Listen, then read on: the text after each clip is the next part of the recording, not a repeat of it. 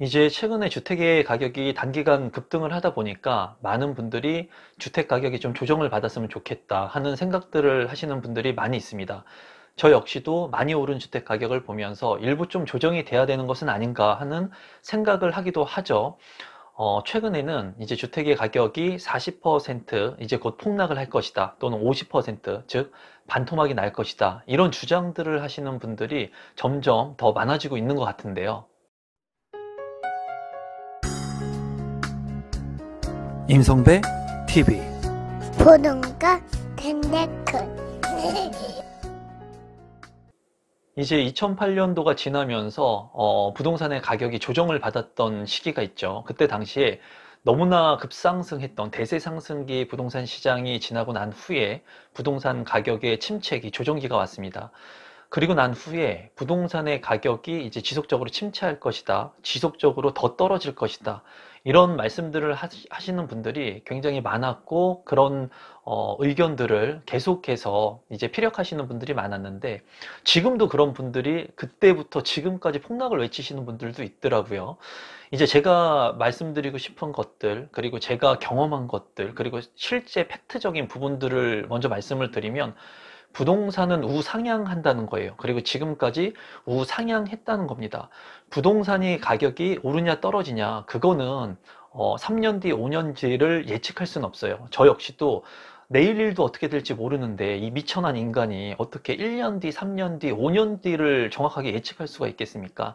하지만은 지금 같은 경우에 뭐 5년 뒤에 40% 떨어진다, 2030년도가 되면은 부동산의 가격이 3분의 1 토막 난다, 이런 공포스러운 얘기, 뭐 어떻게 보면은 가지고 있는 사람들의 입장에서는 좀 공포스러운 얘기일 수가 있겠고, 무주택자 분들이나 이 부동산의 자산을 갖고 있지 못하신 분들한테는 좀 기회가 되는 얘기일 수도 있을 것 같아요. 사람들은 자기가 듣고 싶어 하는 말만 듣습니다. 그리고 아무리 주변에서 좋은 얘기를 해준다고 하더라도 내가 선택하기 때문에 나의 주관적인 생각이 굉장히 크게 적용을 한다는 거예요. 그래서 주변에 좋은 사람들, 성공한 사람들, 긍정적인 사람들을 두라는 얘기를 많이 하죠. 제가 하는 게 아니라 성공하신, 책을 쓰신 분들이 그런 얘기들을 많이 하죠. 그리고 그런 얘기들을 귀담아 듣는 사람이 있고 듣지 않는 사람이 있는데, 2008년도부터 부동산 가격의 하락을 외치셨던 분들 중에 그때부터 지금까지도 부동산 하락을 외치시는 분이 있습니다. 2008년도의 부동산 가격과 지금의 부동산 가격, 얼마나 많이 자산의 가치가 상승을 했습니까, 여러분? 그리고 여러 가지 유동성 장세로 인해 가지고 부동산의 가격이 많이 올랐어요. 그런데 그때부터 지금까지 하락만을 외치는 분들이 아직도 여전히 있는 거 보면서, 사람의 생각이라는 게 무섭구나라는 생각을 개인적으로 했습니다. 제가 여러분들한테 좀 말씀드리고 싶은 것은, 부동산의 가격이 40% 떨어진다, 50% 떨어진다, 5년 뒤에 이렇게 될 거야, 6년 뒤에, 7년 뒤에, 아무도 모른다는 거예요, 그거는. 그리고 부동산 가격이 그러면 오를 것이냐? 그것도 아무도 모른다는 거예요. 다만 제가 경험한 것에 의하면 우상향 하더라. 그리고 이 우상향 속에서 작은 파동이 계속 상승하고 하락하고, 계속 상승하고 하락하고 한다는 거예요. 반복한다는 거죠. 부동산의 하락을 외치시는 분들이 왜 지금 5년 뒤, 7년 뒤에 부동산의 가격이 반토막이 날 것인가를 주장하는 거에 대해서 제가 좀 적어왔습니다. 저도 머리가 나쁘기 때문에 한 5가지 정도를 주장을 하시더라고요. 보면은 첫 번째로 지금 현재 거래량이 많이 줄어들었다는 얘기를 합니다. 뭐 팩트적인 부분이에요. 거래량이 줄어들었기 때문에 앞으로 지속적으로 계속 거래량이 줄어들 것이다, 인구가 또 감소할 것이다, 이런 주장들을 많이 하세요. 그리고 두 번째는 대출의 규제가 이렇게 강하기 때문에 주택을 살려고 해도 살 수가 없다. 그래서 많은 사람들이 주택을 살 수 없고 수요층들이 이제 없다 보니까, 작아지다 보니까 부동산의 가격이 떨어질 것이다. 맞는 얘기예요. 지금 현재 팩트에서 이거는 사실이죠. 그리고 세 번째는 이제 갭 투자를 통해 가지고 많은 사람들이 부동산의 개수를 많이 늘렸다는 거예요. 그래서 이제 갭 투자에 대해서 제가 간단히만 말씀드리면, 예전 같은 경우에 취득세의 중과세 이런 것들이 없었고 양도세의 중과세 같은 것들이 없었을 때는 부동산의 개수를 단순히 늘려가지고 이 부동산의 자산 가치를 늘려서 이거를 팔면서 또는 보유하면서 전세의 상승분을 가지고 계속해서 갭 투자를 하는 그런 투자 방법이 성행을 했습니다. 그러니까 예를 들면은 내가 3천만 원을 모았으면 3천만 원 가지고 갭을 끼고 아파트 한 채를 사는 거죠. 뭐 수도권이 됐던 지방이 됐던. 그런 다음에 2년이 지나면 2년 있다가 전세가가 상승을 하지 않습니까? 그러면 또 하나 갭을 투자해가지고 또 하나의 아파트를 사는 거예요. 그리고 2년 동안 내가 또 번 돈이 있겠죠. 또 그 3천만 원 가지고 또 갭 투자를 해가지고 부동산의 개수를 2년마다 계속 늘려가는 겁니다. 전세가의 상승분을 통해 가지고. 그래서 부동산을 계속 늘리면서 자산의 규모를 늘렸어요. 그리고 그런 방법들이 실제로 지금까지 성행을 했었죠.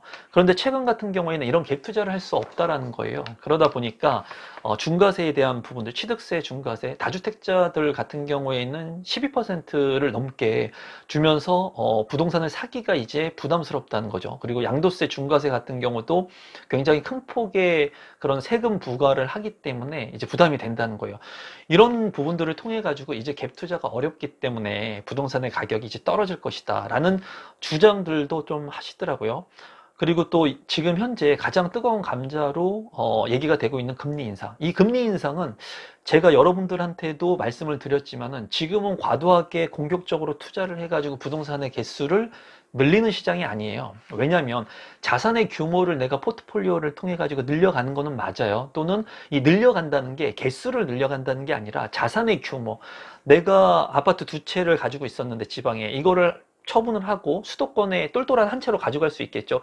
이것도 자산의 규모를 늘린 겁니다. 왜냐하면은 더 비싼 부동산 개수는 하나로 줄었지만은 이 자산의 규모, 돈의 규모가 늘었기 때문에 그런 측면에서 자산의 규모는 계속 늘려야 하지만 부동산의 숫자를 늘리기에는 지금 이제 그 금리 인상에 따라서 대출을 너무 많이 해주지도 않지만은 대출을 많이 하게 됐을 때는 지금은 금리가 저금리의 기조를 유지하고 있지만 금리가 떨어지는 시장이 아니라 계속해서 금리가 오르는 시장이죠.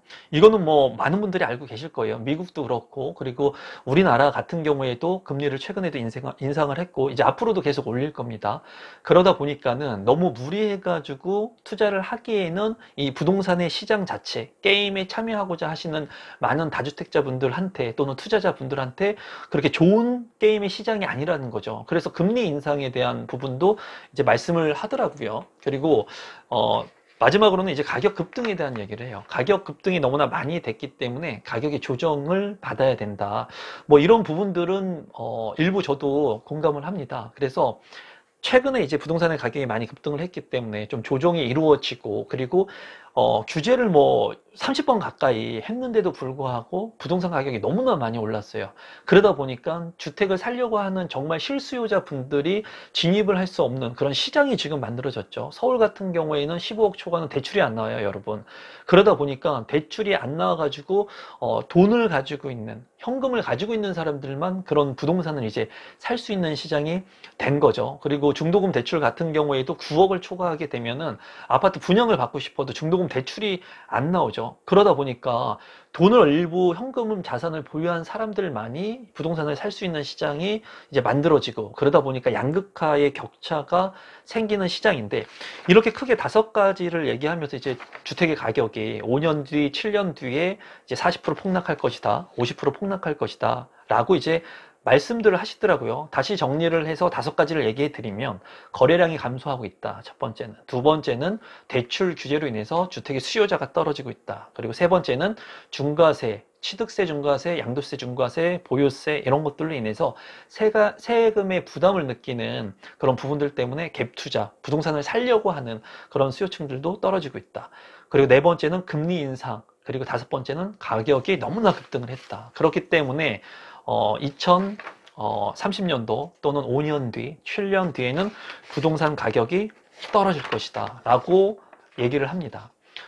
여기에서 이제 제가 말씀드리고 싶은 것은 첫 번째로 이런 얘기를 들었을 때 무주택자분들 또는 부동산 투자를 한 번도 안 해봤던 분들 그런 분들은 두려울 거예요. 얘기만 들어도 거래량이 감소하고 대출의 규제로 인해서 수요층들이 줄어들고 있고 금리는 인상하고 가격이 너무나 급등했기 때문에 이런 가격 조정으로 인해 가지고 더 많이 떨어질 수 있는 개연성이 있다. 그리고 이게 10%가 아니라 40%, 50% 반토막보다 더 떨어질 수 있다. 이런 얘기들을 들으면 그 누가 내 집 마련을 할 수가 있겠습니까?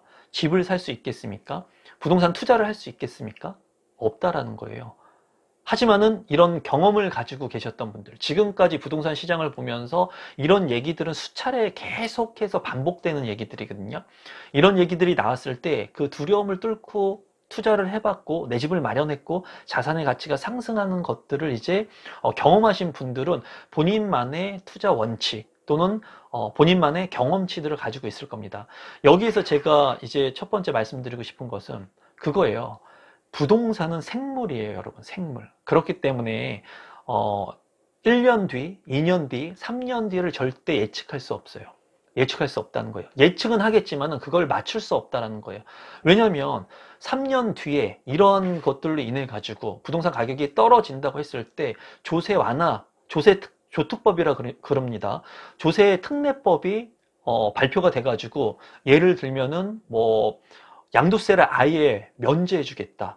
그런 정책들도 기존에 이미 나왔었습니다. 만약에 부동산의 경기가 침체되면 이런 완화 정책들이 나오는데 조세 정책의 그 특례법 같은 경우에는 굉장히 강합니다. 그렇기 때문에 지금 부동산 가격이 조금 침체를 받고 떨어진다 하더라도 이런 조특법에 대한 세금의 면제, 완화 이런 것들이 있으면은 다주택자분들, 투자자분들은 지난 과거를 통해 가지고 그런 것을 통해서 세금의 면제라고 하는 부분들이 굉장히 큰 메리트가 있다는 걸 알고 있기 때문에 그런 조세 특례에 대한 이점을 활용해 가지고 투자에 진입을 하고 그러면서 또 부동산의 시장이 하락하고 있던 부동산의 시장이 상승을 한다는 거예요. 그리고 이제 이 정부에서는 어떤 정부가 됐건 간에 부동산의 가격이 아주 반토막 나기를 원하는 정부는 없어요. 왜냐하면 세금을 걷어야 될 거 아닙니까, 여러분? 나라를 운영하는데, 국정을 운영하는데 알맞은 세금을 걷어가지고 그 세금을 통해 가지고 나라를 운영을 해야 되는데 이런 부동산의 가격들이 반토막 난다? 부동산의 가격들이 떨어지면서 많은 사람들이 힘들어진다? 그렇게 됐을 때는 나라 자체가 아예 위기 상황이 올 수가 있어요. 그래서 적정한 인플레이션만큼 상승하기를 누구나 다 원한다는 거예요. 자본주의 사회에서는.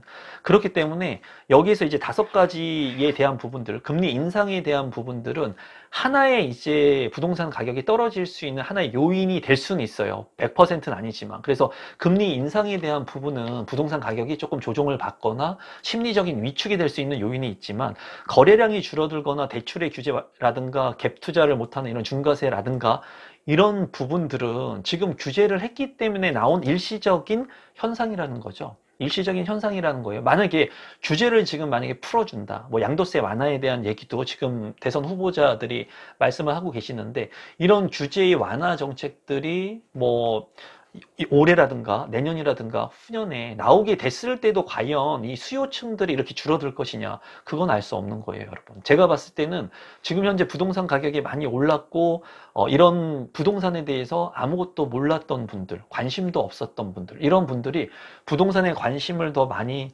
갖는 계기가 되었습니다. 그 이유는 뭐냐면 부동산을 그냥 시장 경제에 맞춰서 흘러가게끔 놔뒀으면은 사고 팔고 거래가 이루어지면서 시장에서 적정 가격이 형성이 됐을 건데 인위적으로 정부에서 개입을 하면서 이 부동산의 가격을 누르려고 하다 보니까 이거에 풍선 효과들이 계속 생기는 거예요.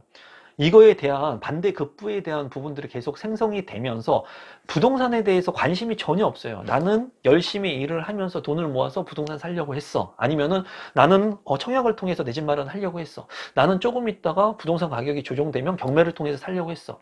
이런 생각을 그냥 막연히 가지고 있던 사람들이 부동산 시장으로 진입을 하는 거예요. 왜? 관심이 없는데 정부에서 여러 가지 정책들을 자꾸 뉴스에서 또는 언론 매체에서 자꾸 이렇게 이슈화를 시키니까 관심이 없는 사람들도 이제는 부동산에 너무나 관심을 갖게 돼 있는 거예요. 여러분 주변을 한번 살펴보세요. 이제는 부동산 다 전문가예요. 부동산 전문가 아닌 사람들이 없어요. 그리고 부동산을 통해서 돈 안 벌어본 사람들이 주변에 찾기 힘들 정도죠. 기본적으로 청약 한 번 정도, 2번 정도는 다 된 사람들이 주변에 많고 청약 신청 계속 하고 있고 갭 투자하려고 지방 다니고 있고 주변을 둘러보면 다 그런 분들이 많다라는 거예요. 이거는 부동산을 살려고 하는 수요층들 그리고 부동산에 관심이 없었던 2030 세대들마저도 이 시장에 진입을 할 수 있는 게임을 만들어 두게 된 거죠. 그래서 지금은 부동산에 누구나 다 관심을 갖고 있는 시장이 되어버렸어요. 그러다 보니까 그 사람들이 가수요층으로 이제 대기를 하고 있는 거고 이런 지금 현재는 사고 싶어도 못 사는 그런 시장 자체가 만들어진 거지 이런 시장이 만약에 일시적인 완화라든가 또는 거래 활성화를 위해서 풀어주게 된다면 그때도 1년 뒤, 2년 뒤, 3년 뒤에도 과연 이런 수요층들이 내 집 마련을 하지 않고 계속 관망만 할 것인가? 이거는 퀘스천 마크가 있는 겁니다. 지금 현 상황만 본다면 최대 40%, 50%, 뭐 30% 떨어질 개연성이 있어요. 지금 현재의 상황만 딱 본다면. 하지만 이런 규제책들이나 앞으로 부동산은 생물이기 때문에 이런 세금에 대한 부분들 또는 조특법이라든가 또는 여러 가지 상황들이 변동될 수 있는 부분들을 봤을 때 미래를 예측하는 건 무의미하다. 부동산 가격을 내가 예측하고 그거에 따라 가지고 지금 전략을 세우는 것보다는 그 상황에 맞게 대응하는 거예요. 부동산은 대응하는 겁니다. 그래서 향후에 5년 뒤에 부동산 가격이 어떻게 될 거니까는 나는 어떻게 할 거야. 이게 아니라 현 상황, 올해 그리고 뭐 대선 이후 그리고 올 하반기, 내년 상반기 계속 시장을 보면서 내가 그 시장에 맞춰서 대응하는 거예요. 내가 거기에서 맞는 시장의 전략들, 최고 내가 선택할 수 있는 전략들, 내가 돈이 없으면 종잣돈을 모으는 전략을 선택을 해야 되는 거고, 내가 어느 정도의 돈이 있으면 그 돈을 가지고 내가 어떤 부동산을 살 수 있을까, 또는 내가 실입주를 하기 위해서 어떤 지역의 부동산을 사는 게 맞을까에 대한 전략들을 이제 세워 가시는 게 맞다고 저는 생각을 해요. 다만 여기에서 이제 제가 추가적으로 하나 좀 말씀드리고 싶은 것은, 그러면 부동산 가격이 안 떨어지느냐라고 저한테 물어볼 수 있어요. 저는 부동산 가격이 큰 폭으로 조정을 받을 수 있는 시기는 온다고 생각을 해요. 그 시기는 언제냐? 딱 두 가지 변수밖에 없습니다, 여러분. 두 가지 변수. 첫 번째는 공급 물량이 많았을 때, 일시적으로. 그리고 두 번째는 세계의 위기가 왔을 때. 이 두 가지 변수거든요.